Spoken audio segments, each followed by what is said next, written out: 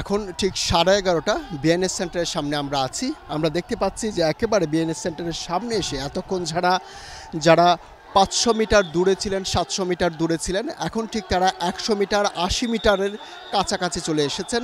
এক পাশে সেনাবাহিনী, বিএনএস সেন্টারের সামনে যে ফ্লাইওভারটি রয়েছে, ফুট ওভার ব্রিজটি রয়েছে, ঠিক এটার নিচেই সেনাবাহিনী কয়েক স্তরের নিরাপত্তা ব্যারিকেড দিয়ে অবস্থান নিয়েছেন। ঠিক সামনে 80 মিটারের মধ্যে আন্দোলনকারীরা এসে জড়ো হয়েছেন।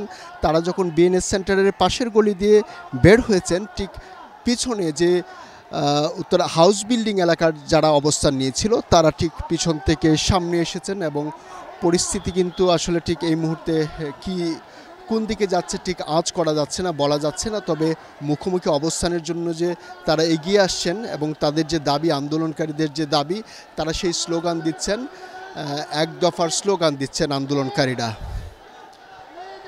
আর এদিক দিয়ে সেনাবাহিনী তাদেরকে নিবৃত্ত করার চেষ্টা করছেন, অর্থাৎ তারা যাতে যে সামনের দিকে হাঁটি হাঁটি পা পা করে যে সামনের দিকে এগিয়ে আসছে সেটি যাতে তারা না করেন সেই সেই সেই চেষ্টা সেনাবাহিনীর পক্ষ থেকে করা হচ্ছে।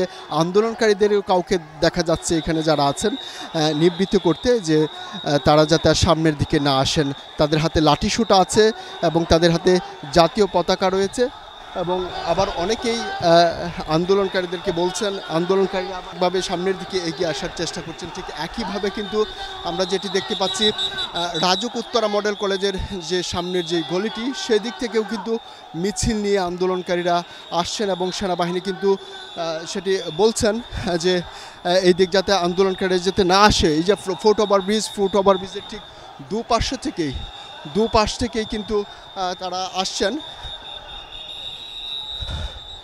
ঠিক পরিস্থিতি একেবারে উত্তপ্ত হয়ে উঠেছে, ঠিক বলা যাচ্ছে না। আন্দোলনকারীরা একেবারে 50 মিটারের মধ্যে সেনাবাহিনীর ব্যারিকেডের 50 মিটারের মধ্যে চলে এসেছে এবং ইতিমধ্যে আপনারা দেখেছেন যে একটা ফাঁকা আওয়াজ